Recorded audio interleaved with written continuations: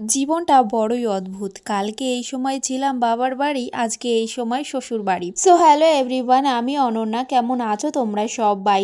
এখন সকালবেলা বিছানাটা গুছিয়ে নিচ্ছি। কালকে রাত্রেবেলা যখন আমি এসেছিলাম, আসার সঙ্গে সঙ্গে বিছানার চাদরটা চেঞ্জ করেছিলাম, তাই আর এখন বিছানার চাদরটা চেঞ্জ করলাম না, এমনি আর কি ঝেড়ে পরিষ্কার করে নিলাম। এদিকে তোমাদের দাদাভাই এনেছিল নিমকি ভাজা, তো সেটাই আর কি একটা কৌটোতে ঢেলে নিয়েছি, নিমকি বাদাম আর কি মেশানো ওটাতে। তো এদিকে ঢেলে তারপর এই ওয়ার্ড্রপের উপরটাও একটু মুছে পরিষ্কার করে নেব, অনেকটাই ধুলো পড়ে গেছে। আর জানো তো, এটার ওপরে ধুলো পড়লে না পুরো পরিষ্কার বোঝা যায় যে ধুলো পড়েছে, সাদা সাদা পুরো বোঝা যায়। এদিকে মানি প্ল্যান্ট গাছটারও দেখো নতুন পাতাও ছেড়েছে।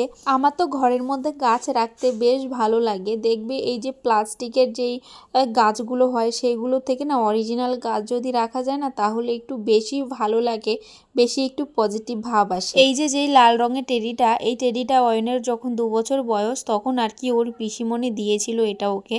তো এখানেই আর কি রেখে দিই। ও টেডি নিয়ে আগাগোড়া কখনোই সেরকম খেলে না।